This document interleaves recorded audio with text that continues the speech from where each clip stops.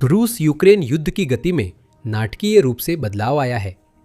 मुश्किलों के बावजूद यूक्रेन ने दुनिया की सबसे बड़ी सैन्य ताकतों में से एक को बुरी तरह कमजोर करने और नाकाम करने के तरीके खोज लिए, जबकि शुरुआत में वो सबसे कमजोर था।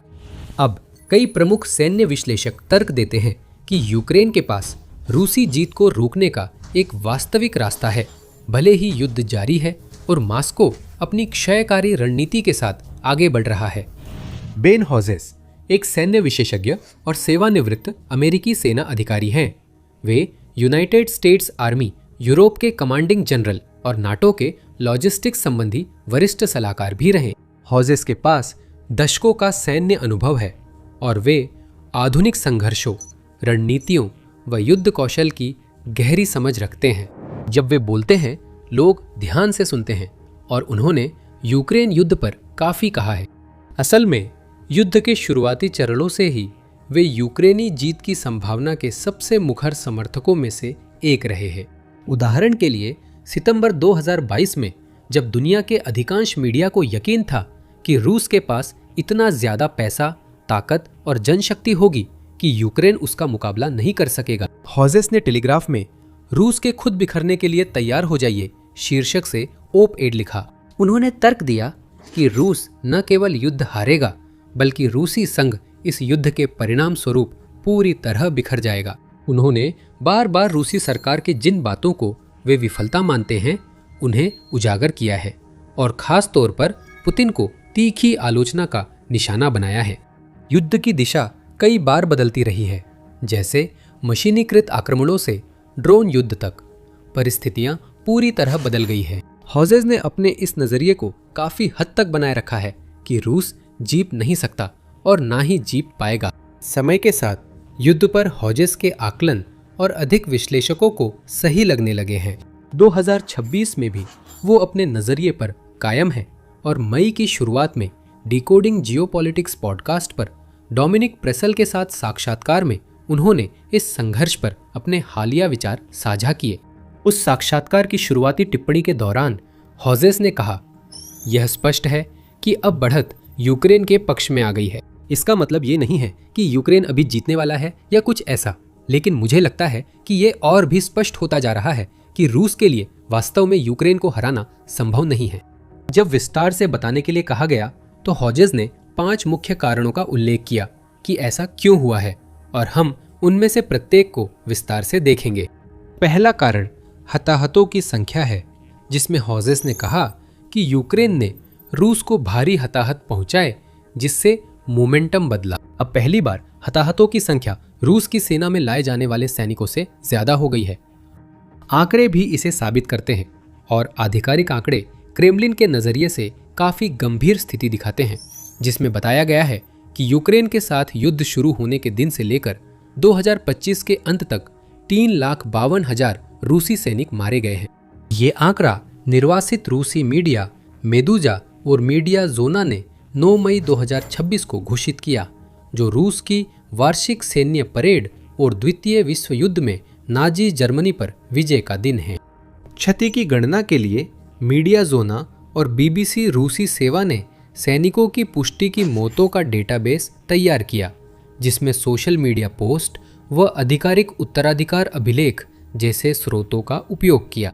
उस डेटाबेस में यूक्रेन में मारे गए रूसी सैनिकों के लगभग 2,18,000 पुष्टि किए गए नाम शामिल हैं। 3,52,000 के अनुमान तक पहुंचने के लिए मीडिया जोना और मेदुजा ने फिर उत्तराधिकार अभिलेखों में देखी गई कम उम्र के पुरुषों की अतिरिक्त मृत्यु दर का विश्लेषण किया। उनका अनुमान सही लगता है, क्योंकि अन्य संगठनों ने भी ऐसे ही आंकड़े बताए हैं।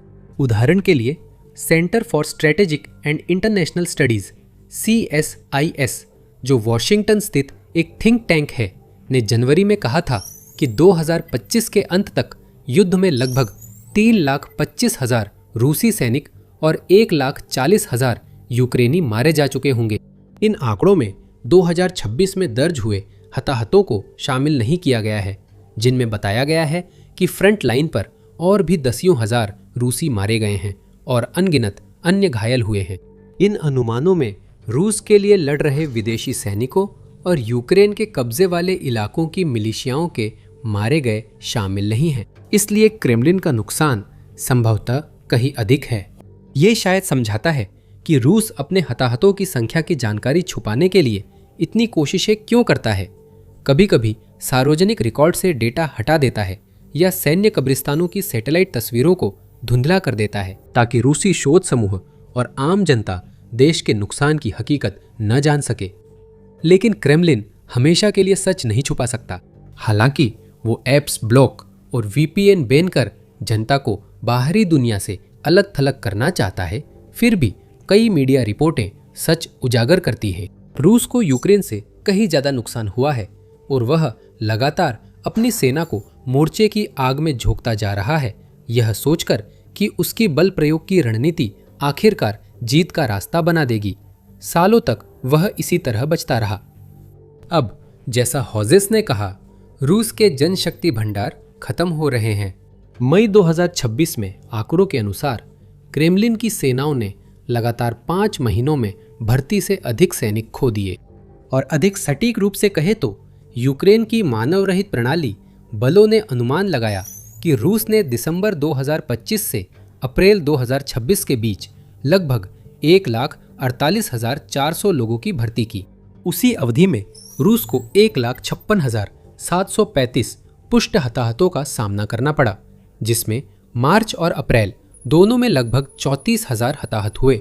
जितना अधिक समय तक यह चलता रहेगा, स्थिति उतनी ही खराब होती जाएगी, क्योंकि अब रूस केवल अपने सैनिकों को तोप का चारा समझने और उनकी जगह लेने के लिए अनंत संख्या में नए रंग रूटों पर निर्भर रहने के सिद्धांत पर जीवित नहीं रह सकता। उसकी सेना अब न तो बढ़ रही है और न ही एक ही आकार में बनी हुई है। हर महीने वह धीरे धीरे छोटी हो रही है। जैसे जैसे वह छोटी होती जाती है, वह कमजोर होती जाती है और यूक्रेन के लिए और अधिक मौके खुलते जाते हैं। कीव के कमांडर अब अपनी उम्मीदें बढ़ा रहे हैं और उससे भी ऊंचे लक्ष्य तय कर रहे हैं और उम्मीद कर रहे हैं कि 2026 के अंत तक हर महीने अधिकतम 50,000 रूसी सैनिकों को खत्म करना शुरू करें। अगर वे लक्ष्य के करीब भी पहुंचते हैं तो यह बड़ी जीत होगी, क्योंकि रूस हर महीने 30-35 हजार सैनिकों की क्षति की भरपाई नहीं कर पा रहा है, तो उसके लिए 40,000 या ज्यादा की क्षति संभालना असंभव होगा।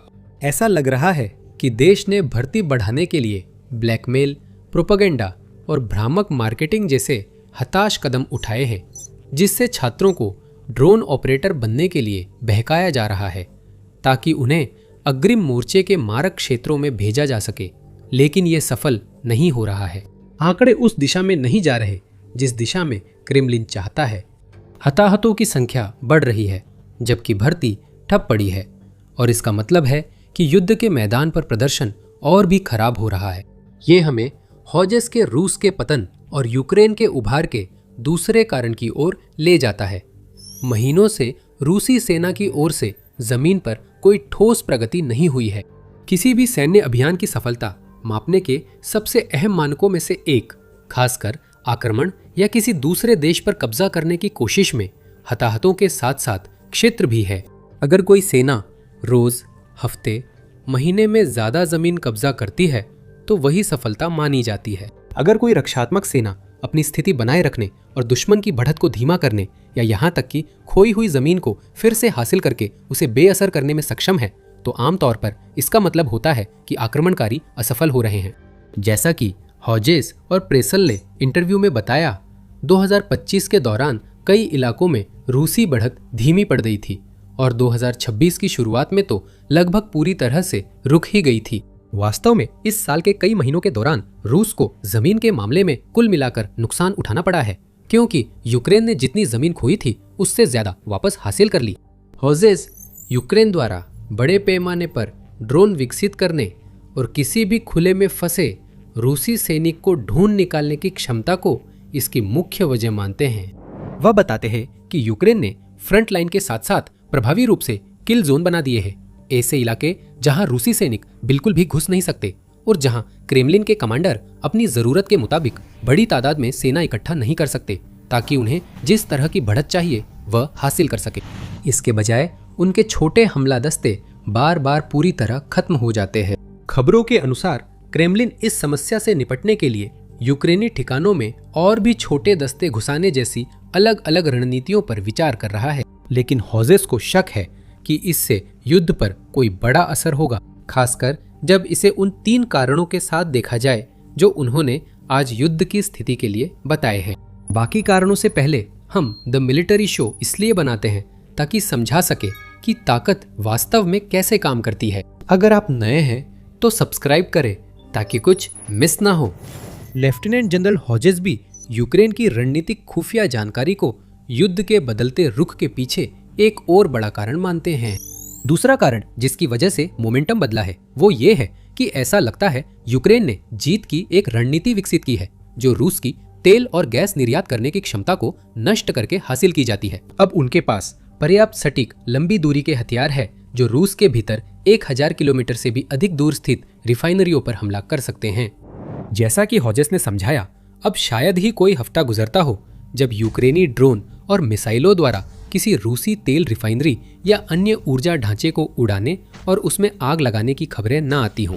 और ये सब एक लंबे समय से चल रही रणनीति से जुड़ा है जिसे कीव कई वर्षों से अपना रहा है, लेकिन जो वास्तव में 2025 में और उसके बाद 2026 में तेज हो गई जब रिफाइनरियों, पाइपलाइनों, प्रोसेसिंग प्लांट्स, टर्मिनलों और अन्य महत्वपूर्ण तेल और गैस स्थलों पर हमले बहुत अधिक बढ़ गए। इन हमलों का तर्क साफ है, रूस अरबों डॉलर युद्ध में लगा रहा है और इसके लिए तेल इंडस्ट्री पर निर्भर है। तेल रूसी अर्थव्यवस्था की रीढ़ है, इसी कारण पुतिन इतने समय तक युद्ध चला पाए हैं। पश्चिमी देशों के प्रतिबंधों के बीच भी क्रेमलिन ने भारत और चीन जैसे दूसरे देशों को बड़ी मात्रा में तेल गैस बेचना जारी रखा, जिससे उसे अरबों डॉलर मिल रहे हैं और वो अपनी खरीद, उत्पादन व भर्ती अभियानों का खर्च उठा पा रहा है। इसलिए इस युद्ध को समाप्त करने की कुंजी हर रूसी सैनिक को मारना या हर रूसी टैंक को उड़ा देना नहीं है। इसका तरीका है स्रोत पर वार कर मॉस्को के खजाने में आ रही धनराशि रोकना। इसके लिए यूक्रेन को बस अपने दुश्मन के तेल के प्रमुख बुनियादी ढांचे को ढूंढना और नष्ट करना है। युद्ध की शुरुआत में उसके पास साधन नहीं थे और वह अपने क्षेत्र की रक्षा और रूसी हमलों को रोकने में व्यस्त था। अब यूक्रेन के पास बेहतर ड्रोन, मजबूत मिसाइलें, ज्यादा खुफिया जानकारी और शक्तिशाली हथियार प्रणालियां हैं।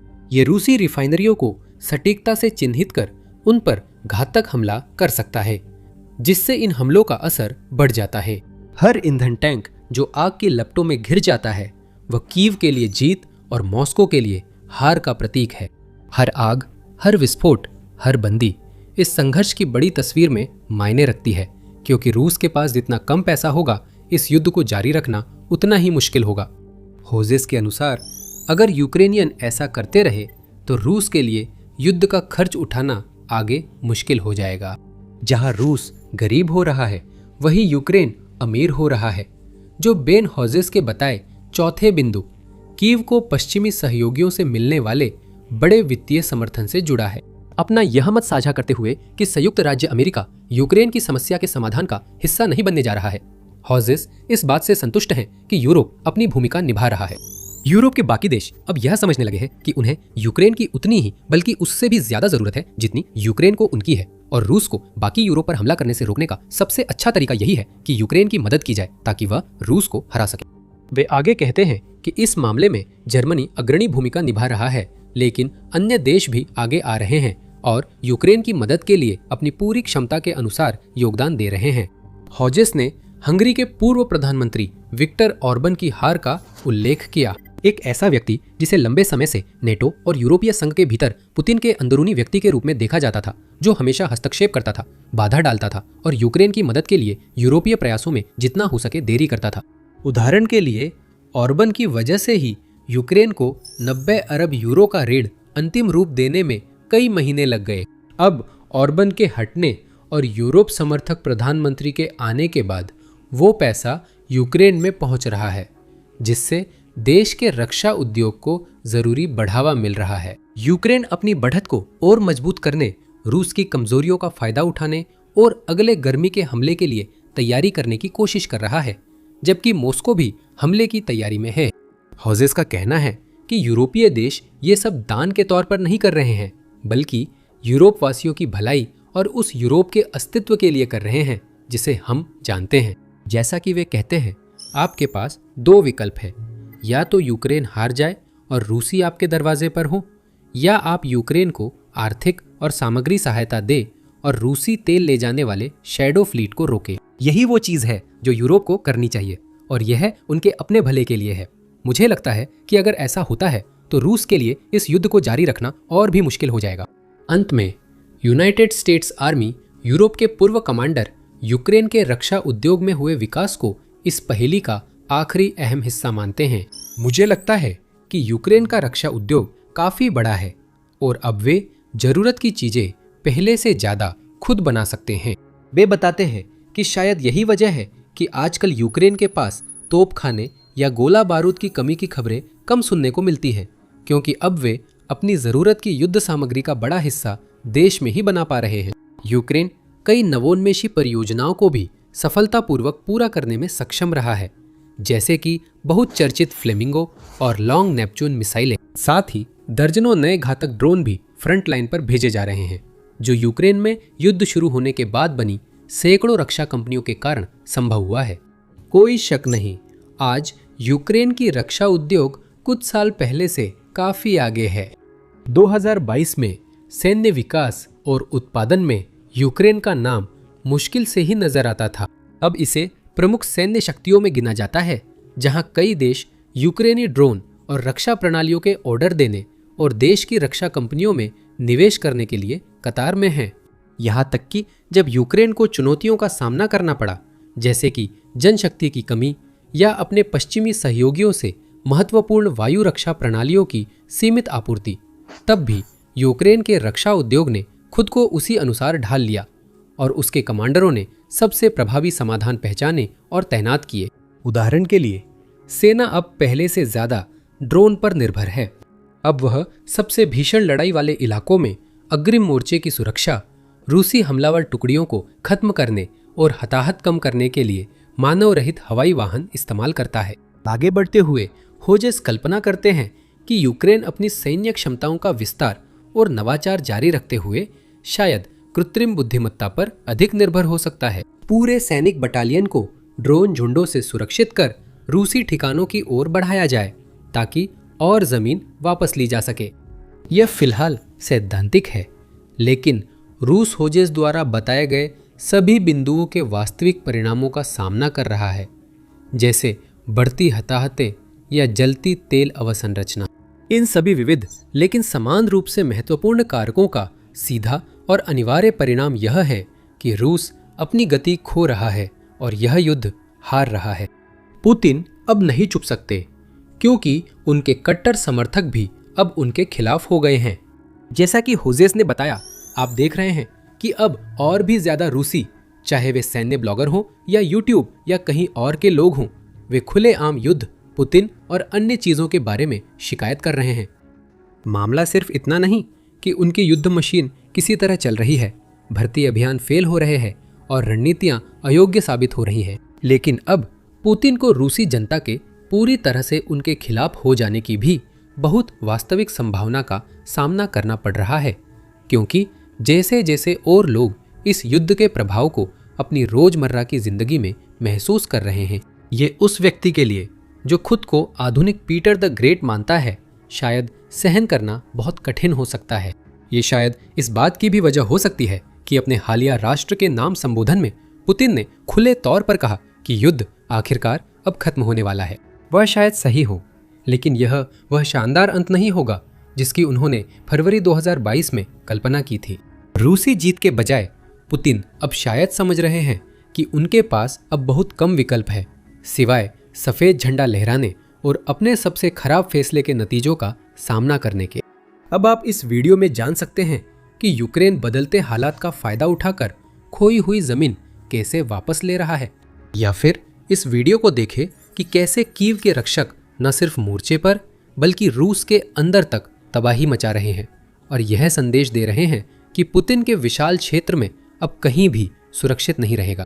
और अंत में द मिलिट्री शो को भी सब्सक्राइब करना न भूलें, ताकि आपको और भी गहराई से विश्लेषण और ताज़ा सैन्य खबरें मिलती रहें, जिन्हें आप मिस नहीं करना चाहेंगे।